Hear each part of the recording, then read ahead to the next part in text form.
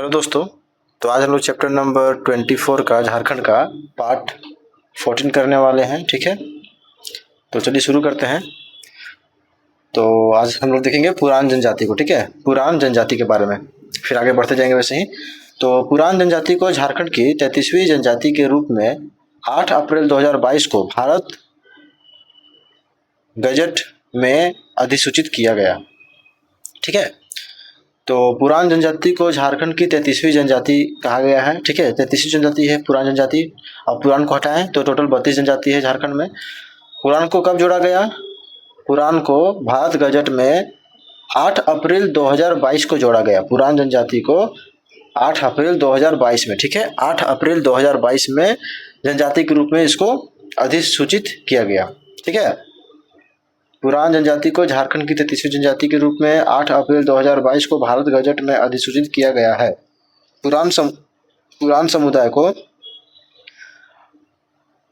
अनुसूचित जनजाति की सूची में शामिल करने की मांग अविभाजित बिहार से ही की जा रही थी।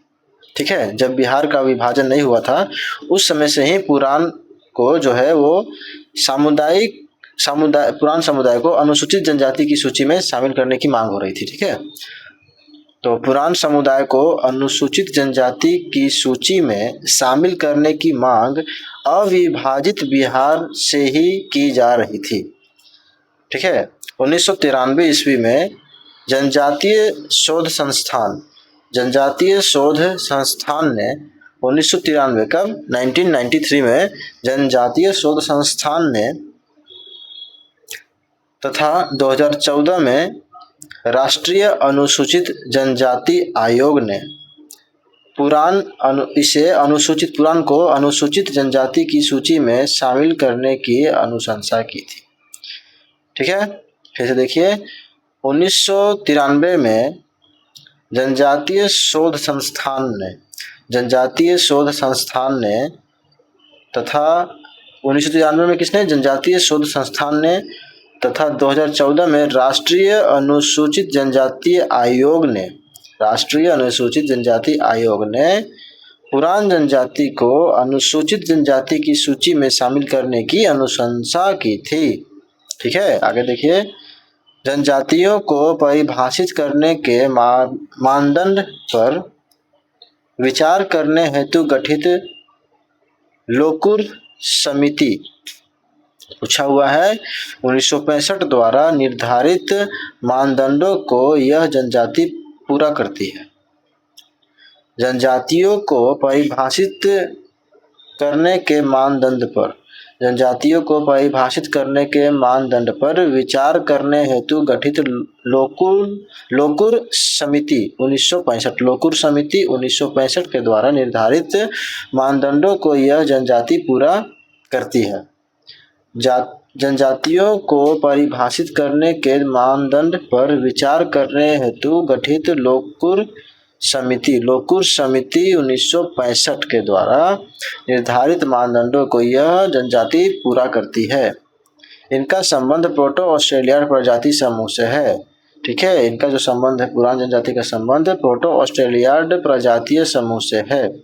पुरान समुदाय के लोग बोलचाल की भाषा के रूप में पुरान बोली का प्रयोग करते हैं, जो उड़िया, हिंदी तथा पंच परगनिया का मिश्रण है। पुरान बोली जो है वो उड़िया, हिंदी और पंच परगनिया का मिश्रण है। तो पुरान जनजाति के लोग बोलचाल की भाषा के रूप में पुरान बोली का प्रयोग करते हैं, जो उड़िया, हिंदी और पंच परगनिया का मिश्रण है। ठीक ना। इस जनजाति में कुल 13 गोत्र पाए जाते हैं। पुरान जनजाति में कुल 13 गोत्र पाए जाते हैं, जिसे किली कहा जाता है। ठीक है, पुरान जनजाति में कुल 13 गोत्र पाए जाते हैं, जिसको किली कहा जाता है। ठीक है, किली कहा जाता है। यह जनजातीय समुदाय बहिर्विवाही है तथा इनमें सगोत्रीय विवाह वर्जित है। जो पुरान जनजातीय समुदाय है वो बहिर्विवाही है। ठीक है, बहिर्विवाही है तथा इनमें सगोत्रीय विवाह वर्जित है। ठीक है, यह जनजाति समुदाय बहिर्विवाही है। ठीक है, बहिर्विवाही है। ठीक है, और इनमें सगोत्रीय विवाह वर्जित है। इस जनजाति में वधु मूल्य को चलाऊ कहा जाता है। ठीक है, किस जनजाति में? पुरान जनजाति में वधु मूल्य को चलाऊ कहा जाता है। पुरान जनजाति में वधु मूल्य को चलाऊ कहा जाता है। वधु मूल्य को क्या कहा जाता है? चलाऊ कहा जाता है। ठीक है, पुरान जनजाति में वधु मूल्य को चलाऊ कहा जाता है। इस जनजाति में लोग धनुर्विद्या में निपुण होते हैं। धनुर्विद्या में, ठीक है, इस जनजाति के लोग, किस जनजाति के लोग? पुरान जनजाति के लोग धनुर्विद्या में निपुण होते हैं। ठीक है, धनुर्विद्या में निपुण होते हैं। प्रमुख पेय इनका क्या है? हड़िया है। ठीक है, पुरानों का प्रमुख पेय हड़िया है। शुरू से एक बार देखिए, फिर से रिपीट करा दे रहे हैं।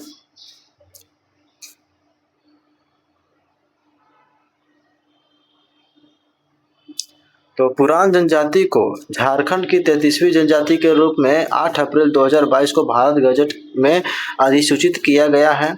पुरान समुदाय को अनुसूचित जनजाति की सूची में शामिल करने की मांग अविभाजित बिहार से ही की जा रही थी। 1993 ईस्वी में जनजातीय शोध संस्थान ने तथा 2014 में राष्ट्रीय अनुसूचित जनजाति आयोग ने इसे अनुसूचित जनजाति की सूची में शामिल करने की अनुशंसा की थी। जनजातियों को परिभाषित करने के मानदंड पर विचार करने हेतु गठित लोकुर समिति जनजातियों को परिभाषित करने के मानदंड पर विचार करने हेतु गठित लोकुर समिति जनजातियों को परिभाषित करने के मानदंड पर विचार करने हेतु लोकुर समिति 1965 द्वारा निर्धारित मानदंडों को यह जनजाति पूरा करती है। इनका संबंध प्रोटो ऑस्ट्रेलियाड प्रजातीय समूह से है। पुरान समुदाय के लोग बोलचाल की भाषा के रूप में पुरान बोली का प्रयोग करते हैं, जो उड़िया, हिंदी और पंचपरगनिया का मिश्रण है। इस जनजाति में कुल कितने गोत्र हैं? 13 गोत्र हैं, जिसे किली कहा जाता है। यह जनजातीय समुदाय बहिर्विवाही है तथा इनमें सगोत्रीय विवाह वर्जित है। इस जनजाति में वधु मूल्य को चलाऊ कहा जाता है। इस जनजाति के लोग धनुर्विद्या में निपुण होते हैं। इनका प्रमुख पेय हड़िया है। आगे देखते हैं। आगे देखिए कोल जनजाति के बारे में। कोल जनजाति प्रोटो ऑस्ट्रेलियाड समूह से संबंधित है। कोल जो है लगभग सब जनजाति प्रोटो ऑस्ट्रेलियाड समूह से संबंधित है। तो ऑप्शन में आएगा तो 90%, 99% प्रोटो ऑस्ट्रेलियाड ही है। ठीक है ना, मार देना है। तो कोल जनजाति प्रोटो ऑस्ट्रेलियाड समूह से संबंधित है। इस जनजाति का उल्लेख वेद, पुराण, रामायण तथा महाभारत में भी मिलता है। किस जनजाति का संबंध? किस जनजाति का उल्लेख जो है वेद, पुराण, महाभारत, रामायण सब में मिलता है, तो कोल जनजाति का। ठीक है, कोल जनजाति का उल्लेख वेद, पुराण, महाभारत, रामायण सब में मिलता है। झारखंड की 32वीं जनजाति है। 33वीं कौन सी थी? पुरान थी। अभी देखें हम लोग। ठीक है, कब? उसको 8 अप्रैल 2022 को। ठीक है ना, याद रखना है। झारखंड की 32वीं जनजाति कोल जनजाति झारखंड की 32वीं जनजाति है। भारत सरकार ने 2003 में जनजाति की श्रेणी में शामिल किया। भारत सरकार ने कोल जनजाति को 2003 में जनजाति की श्रेणी में शामिल किया। ठीक है, जनजाति की श्रेणी में शामिल किया कोल जनजाति को भारत सरकार ने 2003 में। कब? 2003 में कोल जनजाति को जनजाति की श्रेणी में शामिल किया। यह जनजाति 12 गोत्रों में विभाजित है और वो पुरान जनजाति कितने गोत्र में? 13 गोत्र में। ठीक है ना, याद रखना है। और ये जनजाति कोल जनजाति 12 गोत्र में विभक्त है। ठीक है, विभक्त है। इस जनजाति में वधु मूल्य को क्या? पोटे कहा जाता है। ठीक है, कोल जनजाति में वधु मूल्य को पोटे कहा जाता है। ठीक है, पोटे कहा जाता है। और पुराण में क्या था? वधु मूल्य को चलाऊ कहा जाता था। पुरान जनजाति में वधु मूल्य को चलाऊ कहा जाता है और कोल जनजाति में वधु मूल्य को पोटे कहा जाता है। विवाह के दौरान सिंदूर दान किया जाता है। विवाह के दौरान सिंदूर दान किया जाता है कोल जनजाति में। कोल जनजाति में विवाह के दौरान सिंदूर दान किया जाता है। विवाह के दौरान गवाह के रूप में मांझी की उपस्थिति अनिवार्य होती है। ठीक है, मांझी की उपस्थिति अनिवार्य होती है। विवाह के दौरान गवाह के रूप में मांझी की उपस्थिति अनिवार्य होती है। मांझी की उपस्थिति अनिवार्य होती है। विवाह के दौरान गवाह के रूप में मांझी की उपस्थिति अनिवार्य होती है। विवाह के दौरान गवाह के रूप में मांझी की उपस्थिति अनिवार्य होती है। बच्चा का जन्म होने पर कोल जनजाति में बच्चा का जन्म होने पर कांसे की थाली बजाने की परंपरा है। कोल जनजाति में जब बच्चा का जन्म होता है तो कांसे की थाली बजाने का परंपरा है। कांसे की थाली बजाने की परंपरा है। विवाह के दौरान गवाह के रूप में मांझी की उपस्थिति अनिवार्य होती है। मांझी की उपस्थिति अनिवार्य होती है। बच्चा का जन्म होने पर कांसे की थाली बजाने की परंपरा है। परंपरागत पेशा लोहा गलाना है। कोल जनजाति का परंपरागत पेशा क्या है? लोहा गलाना तथा उससे सामान बनाना है। ठीक है, परंपरागत पेशा कोल जनजाति का क्या है? लोहा गलाना और उससे सामान बनाना। ठीक ना। पीरटाड़, ठीक है, पीरटाड़ जो गिरिडीह में है। पीरटाड़ गिरिडीह में परंपरागत पेशा कोल जनजाति का लोहा गलाना तथा उससे सामान बनाना है। पीरटाड़ जो गिरिडीह में है, आज भी इस जनजाति के लोग अपने पारंपरिक व्यवसाय को संचालित कर रहे हैं। पारंपरिक व्यवसाय क्या मतलब? लोहा गलाना और उससे सामान बनाना। कहाँ पर? पीरटाड़ में। आज भी इस जनजाति के लोग अपने पारंपरिक व्यवसाय को संचालित कर रहे हैं। कोल सरना धर्म के अनुयायी है। कोल जो है, कोल जनजाति जो है वो सरना धर्म के अनुयायी हैं तथा इनका प्रमुख देवता सिंह बोंगा है। ठीक है, कोल सरना धर्म के अनुयायी है। कोल जो है वो सरना धर्म का अनुयायी है। कोल सरना धर्म के अनुयायी है। कोल जो है वो सरना धर्म के अनुयायी है तथा इनका प्रमुख देवता सिंह बोंगा है। ठीक है, कोल जनजाति के लोग सरना धर्म के अनुयायी है तथा इनका प्रमुख देवता सिंह बोंगा है। इस जनजाति पर हिंदू धर्म का सर्वाधिक प्रभाव है। कोल जनजाति पर हिंदू धर्म का सर्वाधिक प्रभाव है। हिंदू धर्म का सर्वाधिक प्रभाव है कोल जनजाति पर।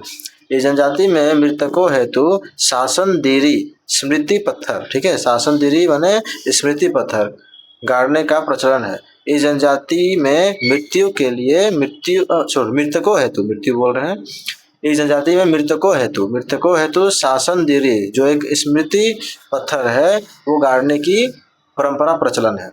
इस जनजाति में मृतकों हेतु शासन दीरी गाड़ने का प्रचलन है।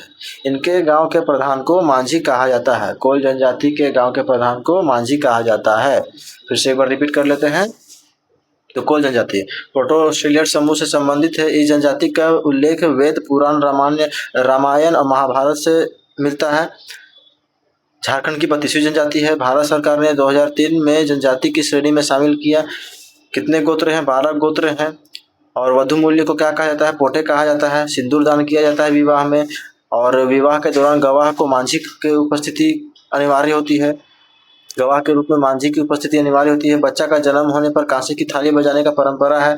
परंपरागत पेशा लोहा गलाना तथा उससे सामान बनाना है। जो पीरटाड़ गिरिडीह में आज भी इस जनजाति के लोग अपने पारंपरिक व्यवसाय को संचालित कर रहे हैं। कोल सरना धर्म के अनुयायी है। कोल जो है वो सरना धर्म के अनुयायी है तथा इनका प्रमुख देवता सिंह बोंगा है। इस जनजाति पर हिंदू धर्म का सर्वाधिक प्रभाव है। इस जनजाति के मृतकों हेतु शासन दीरी जो स्मृति पत्थर है वो गाड़ने के प्रचलन है। इनके गांव के प्रधान को मांझी कहा जाता है। आगे देखते हैं। कोल जनजाति के प्रमुख देवता धर्म देवता तथा प्रमुख देवी बासुकी माता है। कोल जनजाति का जो प्रमुख देवता है वो धर्म देवता है। ठीक है, कोल जनजाति का प्रमुख देवता धर्म देवता है और प्रमुख देवी बासुकी माता। ठीक ना। कोल जनजाति का प्रमुख देवता धर्म देवता और प्रमुख देवी बासुकी माता है। इस समुदाय का धार्मिक प्रधान को पाहन या देवरी कहा जाता है। ठीक है, कोल जनजाति के धार्मिक प्रधान को पाहन या देवरी कहा जाता है। इस जनजाति की जातीय पंचायत को पुराण सभा कहा जाता है। ठीक है, कोल जनजाति की जातीय पंचायत को पुराण सभा कहा जाता है जिसका प्रमुख प्रधान या महालदार कहलाता है। पुराण जनजाति की जातीय पंचायत को पुराण सभा कहा जाता है। ठीक है, पुराण बोल रहे हैं। कोल जनजाति की जातीय पंचायत को पुराण सभा कहा जाता है। ठीक है, तो कोल समुदाय का धार्मिक प्रधान पाहन देवरी कहलाता है। इस जनजाति की जातीय पंचायत को पुराण सभा कहा जाता है जिसका प्रमुख प्रधान और महालदार कहलाता है। ठीक है, इस जनजाति की जातीय पंचायत को पुराण सभा कहा जाता है, जिसका प्रमुख प्रधान या महालदार कहलाता है। प्रधान या महालदार कहलाता है। कोल जनजाति की जातीय पंचायत को पुराण सभा कहा जाता है, जिसका प्रमुख प्रधान या महालदार कहलाता है। सॉरी दोस्तों, छोटा सा एक मिस्टेक हो गया, ये कोल जनजाति का नहीं, ये पुराण का ही है। ठीक है, ये पुराण जनजाति का ही है, तो बाकी सब सही है। ठीक है, ये पुराण जनजाति का ही है। हम क्या किए कि पहले हम पुराण पढ़ा दिए, फिर कोल पढ़ा दिए। ये पुराण में ये तीन मतलब ये लाइन छूट गया था। ठीक है, तो ये पुराण जनजाति का है, ऐड ऑन कर लीजिएगा उसमें। और कोल जनजाति जो था वो कोल जनजाति यहीं तक ये खत्म होता है, कोल जनजाति। ठीक है, कोल जनजाति खत्म होता है यहीं तक। बाकी जो पुराण जनजाति था उसमें ये प्रमुख पे हड़िया के बाद आपका ये 3 और ऐड कर लीजिएगा उसमें। एक बार फिर देख लीजिए, पुराण जनजाति का ये था कि जनजाति के प्रमुख देवता धर्म देवता तथा प्रमुख देवी वासुकी माता है। ठीक है, पुराण जनजाति का प्रमुख देवता धर्म देवता और प्रमुख देवी वासुकी माता है। इस समुदाय का धार्मिक प्रधान को पाहन देवरी कहा जाता है। इस जनजाति की जातीय पंचायत को पुराण सभा कहा जाता है, जिसका प्रमुख प्रधान या महालदार कहलाता है। ठीक है, बस इतना ही, थोड़ा सा मिस्टेक था और कुछ नहीं। पुराण जनजाति का जो था 3 लाइन, ये 3 सेंटेंस छूट गया था। ठीक है, नेक्स्ट देखते हैं। अब हम देखते हैं झारखंड की आदिम जनजातियों के बारे में। झारखंड की आदिम जनजाति, ठीक है, इसमें माल पहाड़िया, सोरिया पहाड़िया सब आता है, तो उसी को देखते हैं। ठीक है, झारखंड की आदिम जनजाति, तो पहला है हमारा माल पहाड़िया जनजाति। ठीक है, माल पहाड़िया के बारे में देखते हैं आदिम जनजाति में।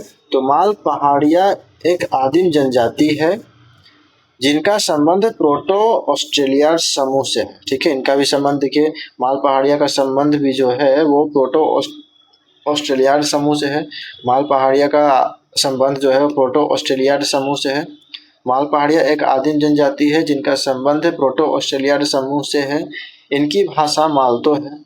माल पहाड़िया की भाषा क्या है जी? मालतो है, जो द्रविड़ भाषा परिवार से संबंधित है। ठीक है, माल पहाड़िया जनजाति की भाषा क्या है?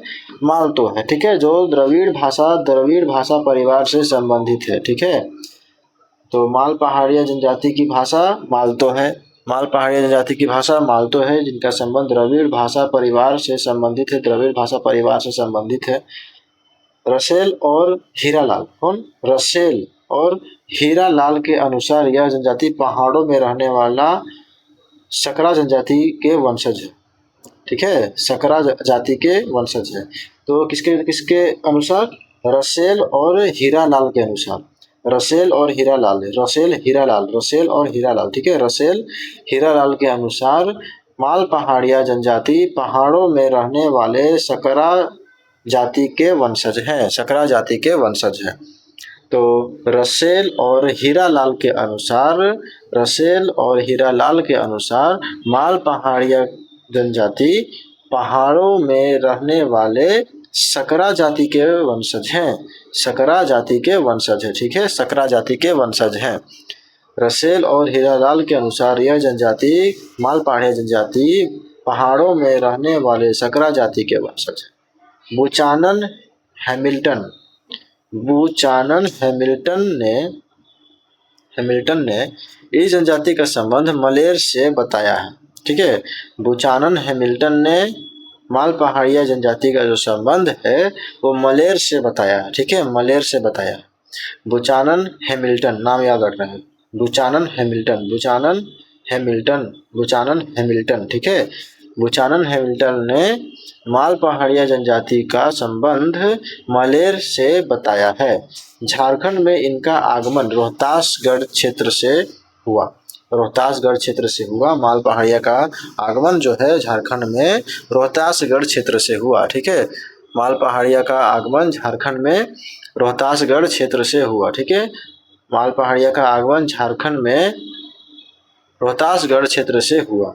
इनका संकेंद्रण मुख्यतः संथाल परगना क्षेत्र में पाया जाता है। इनका संकेंद्रण, माल पहाड़िया का संकेंद्रण जो है वो मुख्यतः संथाल परगना के क्षेत्र में पाया जाता है। परंतु यह जनजाति संथाल क्षेत्र के साहेबगंज को छोड़कर शेष क्षेत्रों में पाई जाती है। ठीक है, संथाल क्षेत्र के साहेबगंज को छोड़कर बाकी सभी क्षेत्र में पाई जाती है। क्वेश्चन पूछा हुआ है। इनका सर्वाधिक जनसंख्या दुमका जिला में है। ठीक है, माल पहाड़िया का सर्वाधिक जनसंख्या दुमका जिले में है। ठीक है, फिर से इसको देखिए क्या कह रहा है कि माल पहाड़िया का सर्वाधिक संकेंद्रण मुख्यतः संथाल परगना क्षेत्र में पाया जाता है। संथाल परगना क्षेत्र में, ठीक है, कहाँ पर? संथाल परगना क्षेत्र में पाया जाता है। परंतु यह जनजाति माल पहाड़िया जनजाति जो है संथाल क्षेत्र के साहेबगंज को छोड़कर, संथाल क्षेत्र का जो साहेबगंज है उसको छोड़कर बाकी सभी क्षेत्रों में पाई जाती है। क्वेश्चन पूछ सकता है किस क्षेत्र को, संथाल क्षेत्र की किस जगह को छोड़कर सभी क्षेत्र में पाया जाता है माल पहाड़िया जनजाति? तो आपका हो जाएगा साहेबगंज को छोड़कर सभी क्षेत्र में पाया जाता है। और इनका सर्वाधिक जनसंख्या कहाँ है? दुमका जिले में। ठीक है, दुमका जिले में। आगे देखिए, माल पहाड़िया जनजाति का एक उपवर्ग कुमार भाग पहाड़ी है, जिनका माल पहाड़िया के साथ वैवाहिक संबंध पाया जाता है। माल पहाड़िया जनजाति का एक उपवर्ग जो है वो कुमार भाग पहाड़ी से है। ठीक है, एक उपवर्ग कुमार भाग पहाड़ी है। माल पहाड़िया जनजाति का एक उपवर्ग कुमार भाग पहाड़ी है। एक उपवर्ग जो है वो कुमार भाग पहाड़ी है, जिनका माल पहाड़िया के साथ वैवाहिक संबंध पाया जाता है। ठीक ना, तो माल पहाड़िया जनजाति का एक उपवर्ग कुमार भाग पहाड़ी से है। ठीक है, माल पहाड़िया जनजाति का एक उपवर्ग कुमार भाग पहाड़ी है। कुमार भाग पहाड़ी है। ठीक है, कुमार भाग पहाड़ी माल पहाड़िया जनजाति का एक उपवर्ग कुमार भाग पहाड़ी है, जिनका माल पहाड़िया के साथ वैवाहिक संबंध पाया जाता है। माल पहाड़िया के साथ वैवाहिक संबंध पाया जाता है। ठीक है, यह झारखंड राज्य में सर्वाधिक जनसंख्या वाली आदिम जनजाति है। झारखंड राज्य में सर्वाधिक जनसंख्या वाली आदिम जनजाति। ठीक है, ध्यान देना, आदिम जनजाति है। ठीक ना, सर्वाधिक जनसंख्या वाली आदिम जनजाति है माल पहाड़िया। झारखंड में सर्वाधिक जनसंख्या वाली आदिम जनजाति कौन सी है? माल पहाड़िया। ठीक है, माल पहाड़िया सर्वाधिक जनसंख्या वाली आदिम जनजाति है झारखंड में। इस जनजाति में गोत्र नहीं है। ठीक है, इस जनजाति में कोई भी गोत्र नहीं होता है। माल पहाड़िया में कोई भी गोत्र नहीं होता है। इस जनजाति में अगुआ को सिथु या सिथुदार कहा जाता है। ठीक है, अगुआ को सिथु या सिथुदार कहा जाता है। ठीक है, माल पहाड़िया जनजाति में अगुआ को सिथु या सिथुदार कहा जाता है। ठीक ना, कोई भी गोत्र नहीं पाया जाता है। झारखंड राज्य में सर्वाधिक जनसंख्या वाली आदिम जनजाति है माल पहाड़िया। अगुआ को सिथु या सिथुदार कहा जाता है। ठीक है, अगुआ को सिथु या सिथुदार कहा जाता है। इस जनजाति में वर द्वारा सभी वैवाहिक खर्चों का भुगतान किया जाता है। ठीक है, पूछा हुआ है। माल पहाड़िया जो आदिम जनजाति है उसमें वर के द्वारा सभी वैवाहिक खर्चों का भुगतान किया जाता है।